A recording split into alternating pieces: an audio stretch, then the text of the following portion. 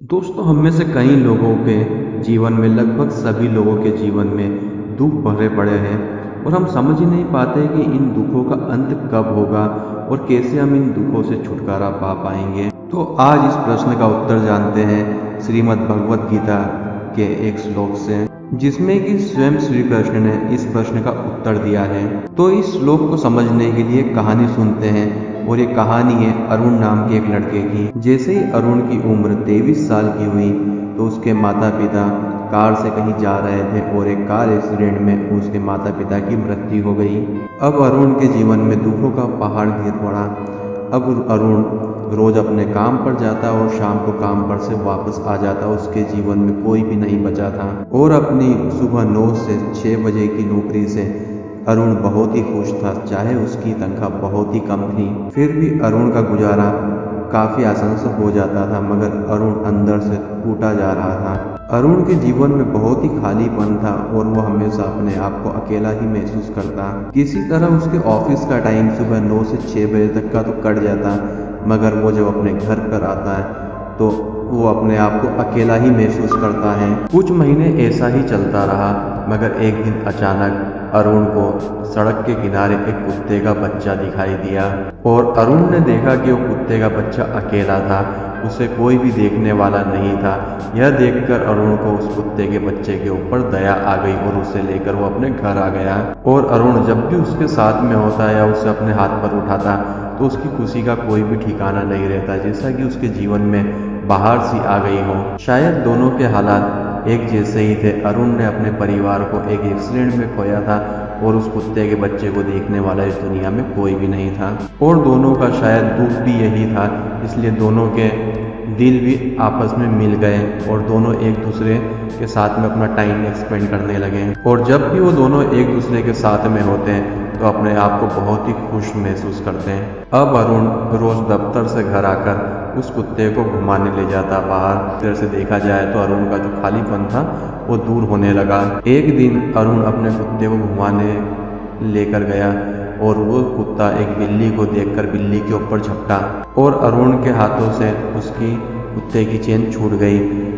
अरुण कुत्ते के पीछे काफी भागा, मगर कुत्ता उसके हाथ में नहीं लगा और वो कहीं खो गया। और अरुण ने पूरा दिन उस कुत्ते को ढूंढने में लगा दिया, मगर कुत्ता कहीं पर नहीं मिला। और अरुण जोर जोर से चिल्लाने लगा, अपने पड़ोसियों से, दोस्तों से, सबसे उसने पूछा, मगर वो कुत्ता उसे कहीं नहीं मिला। और ऐसे ही ढूंढते ढूंढते 10 दिन बीत गए, मगर कुत्ता उसे कहीं नहीं मिला। अरुण ने सोचा कि ये कुत्ता ही तो उसके जीने की एक वजह थी और भगवान ने उससे वो भी छीन लिया जिसको देखकर वो खुश होता था।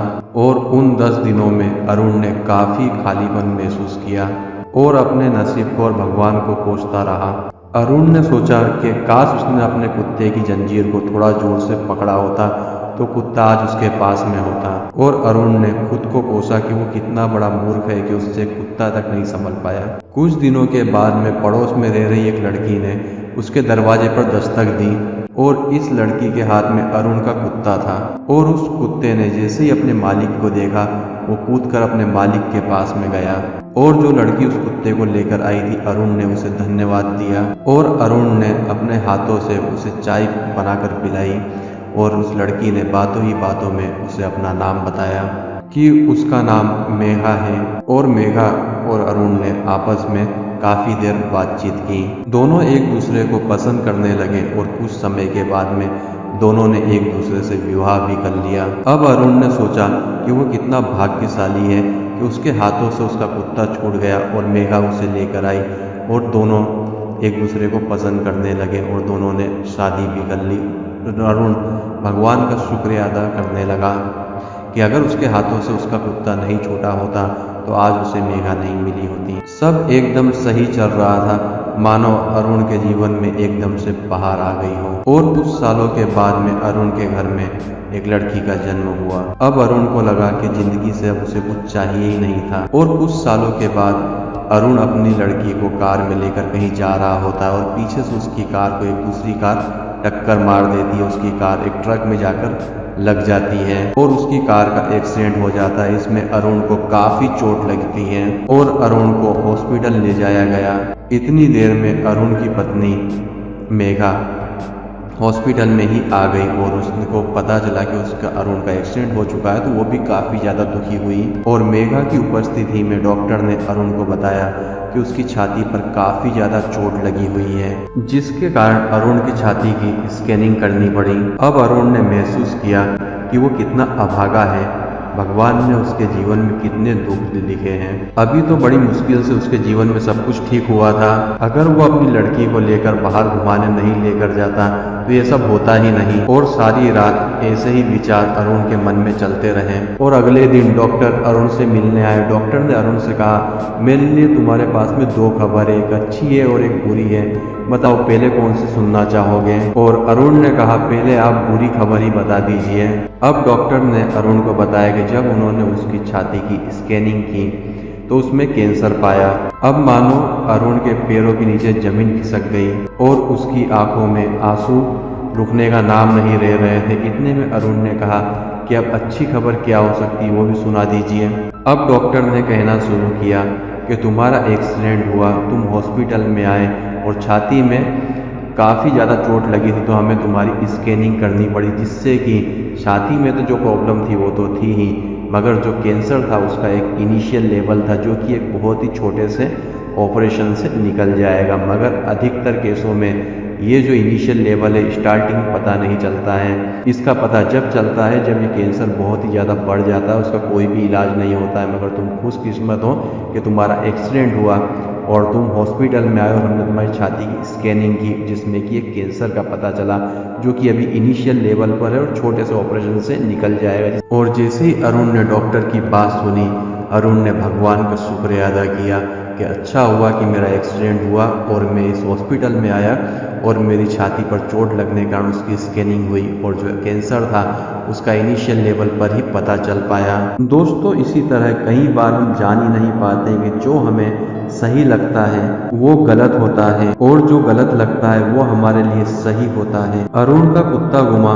पहले लगा कि गलत हुआ, फिर अरुण का एक्सीडेंट हुआ, लगा कि बुरा हुआ, पर बाद में इन दोनों चीजों ने खुशी ही दी। एक दुख के बाद में सुख आया और सुख के बाद में फिर दुख आया। वैसे ही हमारे असल जीवन में भी होता है। दोस्तों, एक मिनट के लिए आप सोचिए, आपके जीवन के पिछले 4 सबसे बड़े दुख कौन से थे। शायद इस समय आपको ये चारों दुख याद भी ना हो, कम से कम अभी आपको ये दुख परेशान तो नहीं कर रहे होंगे। इसीलिए श्रीमद् भगवत के दूसरे अध्याय के 14वें श्लोक में श्री कृष्ण बताते हैं कि हे कुंती पुत्र, सुख और दुख गर्मी और सर्दी की ऋतु के बराबर हैं और इनका अनुभव इंद्रियों के सहयोग से अनुभव होता है।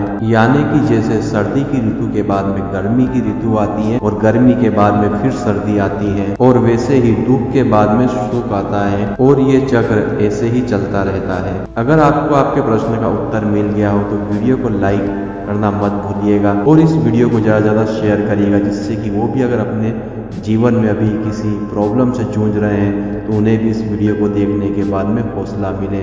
अगर आप इस वीडियो को देख रहे हैं यूट्यूब पर तो चैनल को सब्सक्राइब कर लेने के बाद में बेल नोटिफिकेशन ऑल पर जरूर टैप करिएगा, जिससे कि आने वाले हमारे वीडियो नोटिफिकेशन आपको सबसे पहले मिल जाए। और अगर आप वीडियो को देख रहे हैं फेसबुक पर तो पेज को जरूर लाइक करिएगा। तो अपना कीमती समय निकाल कर वीडियो देखने के लिए आपका धन्यवाद।